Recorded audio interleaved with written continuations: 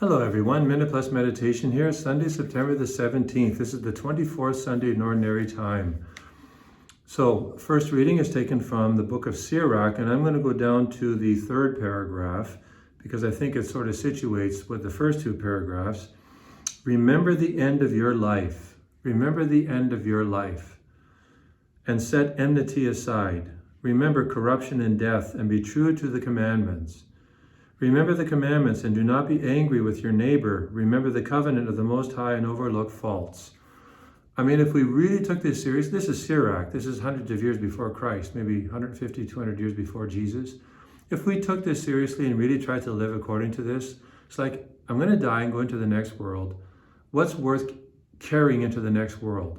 Am I just going into oblivion, or am I going to meet somebody and Jesus is going to sit there and I'm going to be able to debate with him? The fact that I can't stand my neighbor, I hate my brother, I hate my sister, or I hate people who hate me, kind of thing, and I wasn't willing to let it go. I wasn't willing to forgive, as I have wanted to be forgiven all the time. It's like, get serious. Are people hurt? Sure, they're hurt. Is this stuff easy to deal with? No, it's not. That's precisely why God is God, and not, we have a God that we can reach out to and help us deal with and navigate through our injuries, the offenses, the indignations we experience, and so on. But if we try to do this all on our own and we just hold on to it and say, I'm not going to forgive, then we're not going to have a pleasant encounter with God. Why should God forgive us if we won't forgive anybody? Period. That's what he says, all right? Like, I wish it, I don't know if I wish it was any different, but that's what God says. You want me to forgive you, then you better be willing to forgive other people. Leave it behind, and not just leave it behind and be angry, truly leave it behind and forgive. And then, you may be the recipient of my forgiveness in eternal life.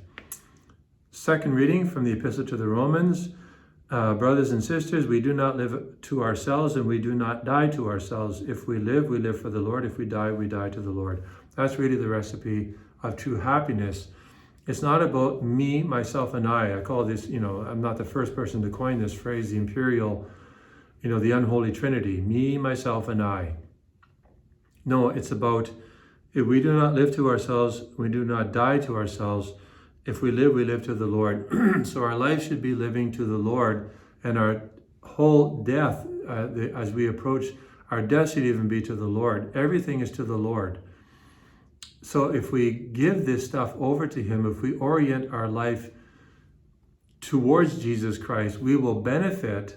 Not only will we presumably inherit eternal life, but in the process, we benefit by actually living a better life, ordering our life much better here in this world.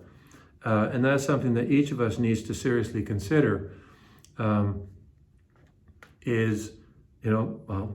we're living for the Lord and, dying to the Lord. Basically, everything's about him, not about me. Okay, to the Gospel, Matthew chapter 18.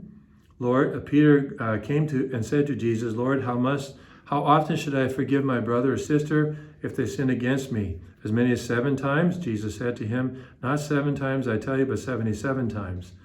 And then he goes on to talk about the 10,000 talents, and the slave who's forgiven, you won't even forgive 100 denarii.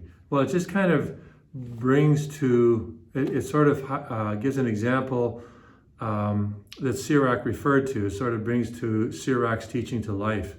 Whereas we've been forgiven, every one of us has been forgiven the 10,000 talents.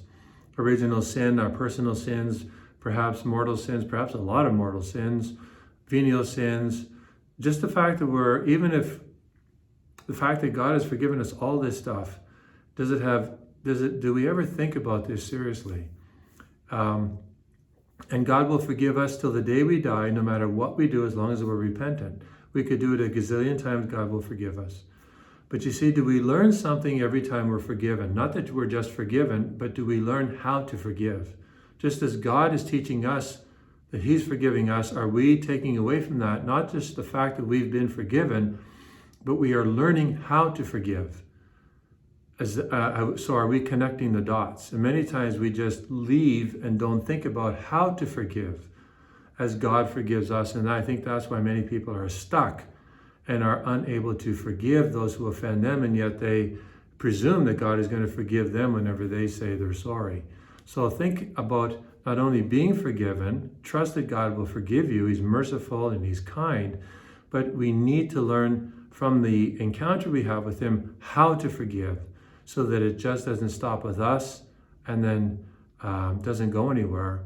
Maybe it won't go well on the last day because we wouldn't actually learn and implement it when it came to other people. God bless you.